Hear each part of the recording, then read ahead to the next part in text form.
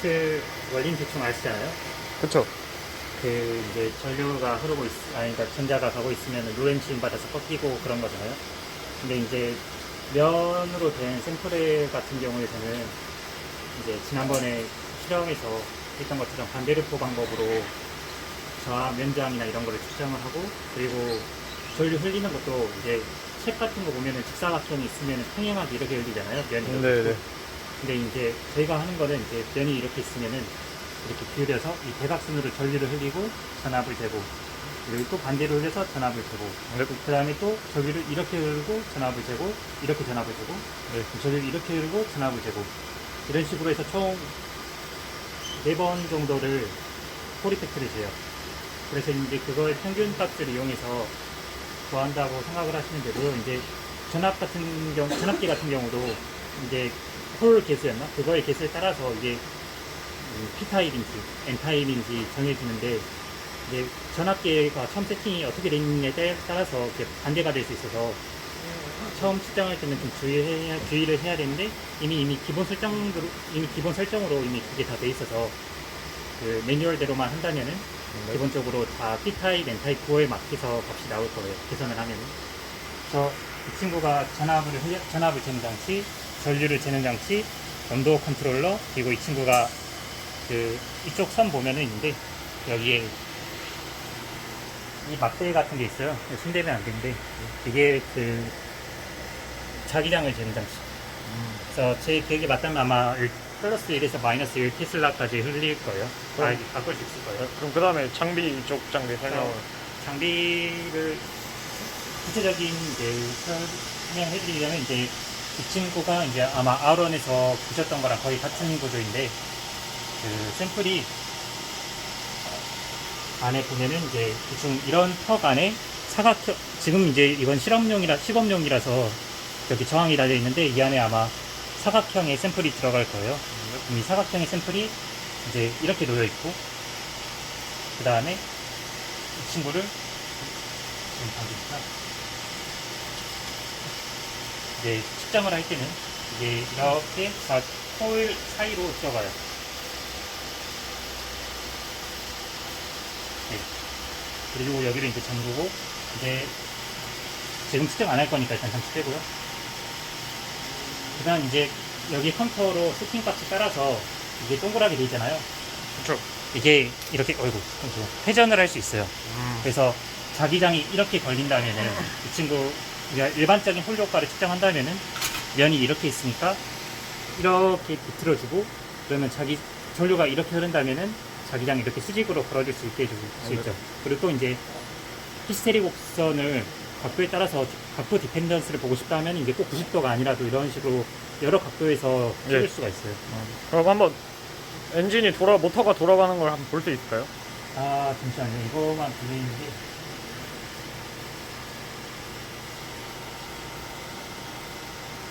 일단 여기 네, 밖에서 보는 게 제가 더 잘 보일 것 같아요. 아마 지금 이게 세팅이 0도로 돼 있을 건데. 네, 지금이 제로로 되어 있는 거고, 그럼 플러스 90도, 마이너스 90도로. 잠시만요.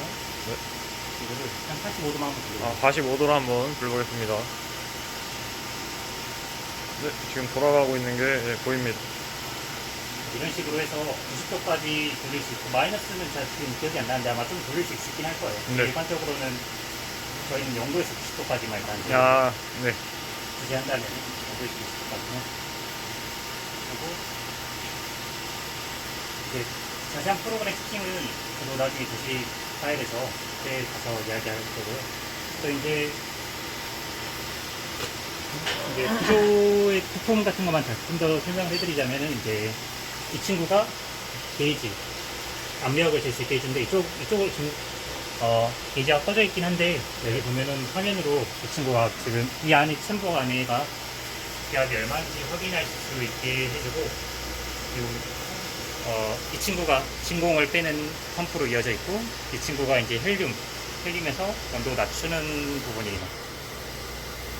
그리고 이제 이 선들이 이제 바로 안에 좀 전에 설명드렸던 여기 턱에 전선들이 연결돼서 밖으로 빠져나오는 건데요. 네. 그래서 이 순서를 어떻게 하느냐에 따라서 전압이나 그러니까 전압의 방향이나 전류 방향 이런 거를 다 바꿔줄 수가 있어요. 그래서 저거를 잘못 꽂으면은 값이 다 엉뚱하게 나오는 거죠. 근데 이제 기본적으로 연장을 준다 싶으면은 8번에 측정을 해야 되고, 그러니까 전류를 사각형이 있다면 전류 이렇게 흘리고 전압 재고, 그 다음 반대 방향도 전류 이렇게 흘리고 전압 똑같이 재고, 그 다음에 여기서 전류를 흘리고 전압을 재고, 이것도 또 반대에서 찍고, 여기서 또 찍고 해서 총 8번, 그리고 네.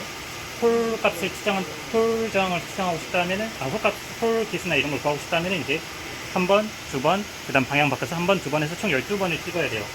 그럼 이거 할 때마다 전압계 전류기를 다 각각 꽂아줘야 되잖아요. 네. 그래서 바꿔주고. 근데 이런 거를 하기가 힘드니까 그 기억에 맞던 이 장치가 이거를 알아서 다 바꿔줘요. 그래서 프로그램대로 이제 작동을 시킨다면은 이제 순서대로 일단 여기 안에 샘플이 들어있는지 모르겠는데, 이거 아니야.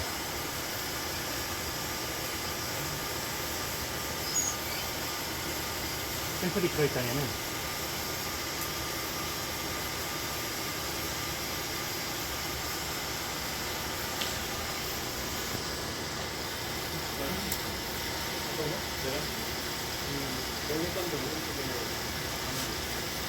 예를 들어서 일반의 RXX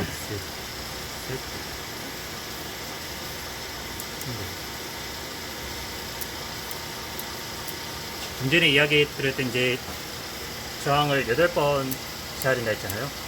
이게 지금 찍히고 있는 건데 한 번, 두 번 찍고, 그 다음에 이제 다른 방향에서도 또 찍어보고, 이거 다른 곳에 찍을 거예요 아마. 이거랑 이거가 아마 방향이 다른 걸 거고, 이 친구는 이제 다른 모서리에다 이제 게이트고 찍는 거죠. 그래서 지금 보면 이 8개가 있잖아요. 그래서 그 8개가 지금 이렇게 보이는 거죠. 그래서 이론상으로는 이제 샘플이 아주 아이디얼하다면은 이거가 딱 붙어 있겠죠. 그쵸. 근데 이제 그러지 않다 보니까 이렇게 벌어지는 게 있는 거고요. 그래도 선형적으로 일단 잘 나오고 있죠. 이거는 이제 반대르포 공식을 이용해서 만약에 저항값을 구하고 싶다 싶으면은 그렇게 넣으면 되고, 이제 추가적으로 재면서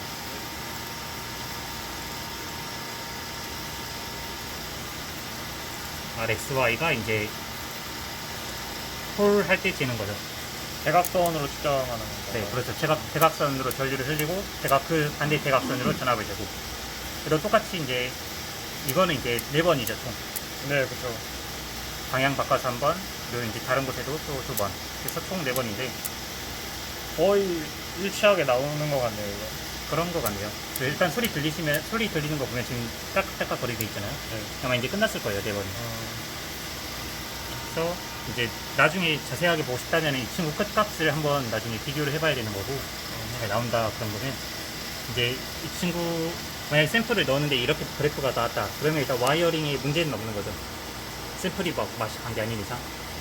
그럼 다른 걸 보면 이제 이 필드라고 나오는 게 자기장을 뜻하는. 네, 그렇죠. 이게 자기장 이제 볼 수 있는 거고, 이게 지금 온도 뭐 지금 한 290 켈빈 정도를 왔다 갔다 하고 있죠, 거의. 근데 이제 나중에 칠러를 끼고, 잠시만요. 이쪽 아래 보면은 네, 이게 칠러인데 이거 장치를 끼면은 이제 온도가 쭉 떨어져요. 그래서 몇 켈빈 정도까지 볼 수 있나요? 제가 알기로는 9켈빈 정도 거의? 9켈빈? 네. 저 장치랑 저기 있는 거랑 차이는 날 수도 있는데 아마 저기가 9켈빈인 걸로 알고 있어서 여기도 9켈빈보다 살짝 좀 더 아래까지는 갈 거예요 아마. 근데 그 이하는 더 잘 모르겠네요. 그래서 A랑 B가 있는데 제 기억이 맞다면은 아마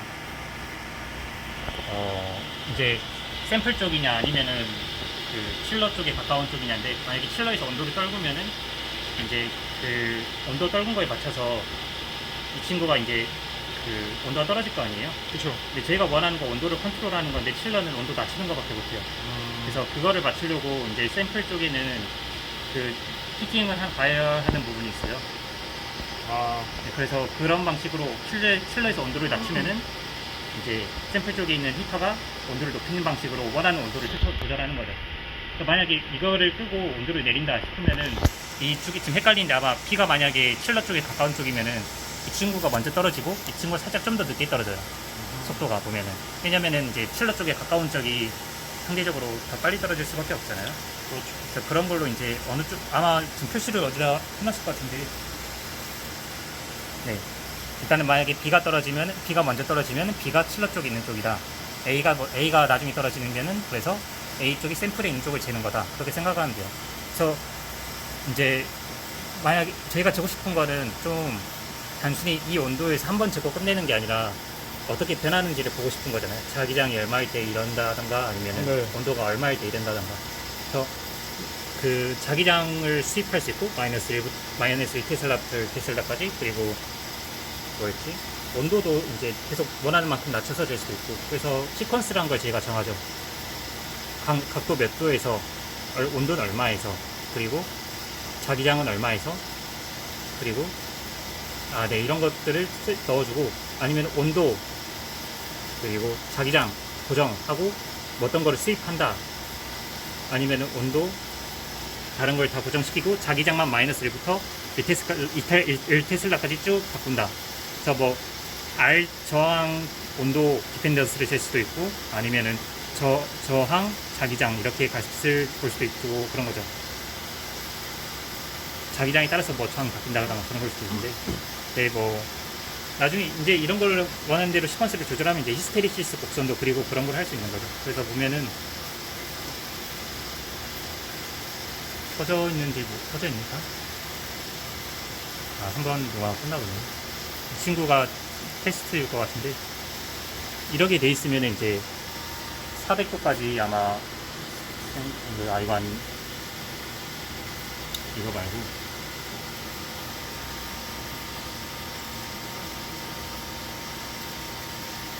어디 갔지? 네. 이게 이제 저희가 시퀀스 만들거나 저항 데이터 값 같은 걸 다 여기다 넣어주는데, 시퀀스 들어가서 보면은 최근에 찍었던 게 아마 이 친구일 텐데, 이 친구를 보면 시작은 일단 T 수입이라는 게 온도 수입한다는 거죠. 그래서 325부터 4도까지 떨군다.